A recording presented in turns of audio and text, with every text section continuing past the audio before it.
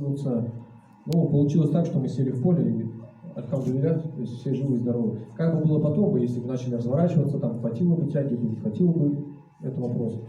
Ну, в любом случае, Аллах помог. да, получилось так, что... И поэтому, когда говорят, что начинают благодарить, что вот такой подвиг, да, все такое, очень даже становится неудобно, потому что, как сказать, мы не думали о подвигах ни о каких, не думали ни о каких наградах, и никто не хотел быть героем.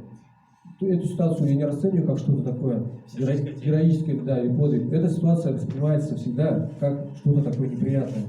Потому что, да, оно, конечно, когда уже все знаем, что все произошло хорошо, да, что все живы-здоровы, можно уже и с облегчением вздохнуть со стороны. Но изнутри, опять же, вот верни, конечно, нельзя говорить, что вернуть назад, да, все уже написано уже давно-давно. Но я бы хотел бы вернуть, чтобы этого не было. Потому что это очень настолько неприятная ситуация, что даже если все и счастливый исход такой, да, если можно его назвать, в любом случае это неприятно, и не хотелось бы никому этого пожелать.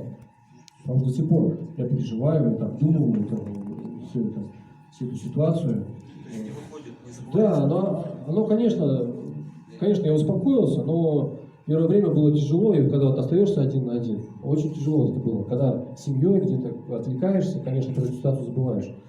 Вот. Сейчас уже время прошло, конечно, успокаиваешься, да, и отвлекаешь эту ситуацию. В любом случае, эта ситуация, она не такая, чтобы какая-то там людей, какая-то зависть появлялась, что вот там за что дали там герою или что-то. Я эту награду не упрашивал, Всевышний Аллах нас спас, и поэтому очень благодарен людям за поддержку, что такую поддержку оказывают.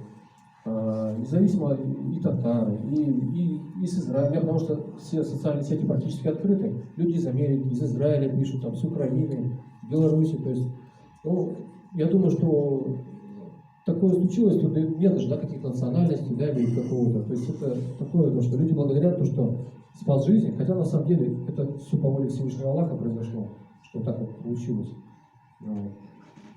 Просто действовали как на инстинкте самосохранения. Все быстро-быстро так шло.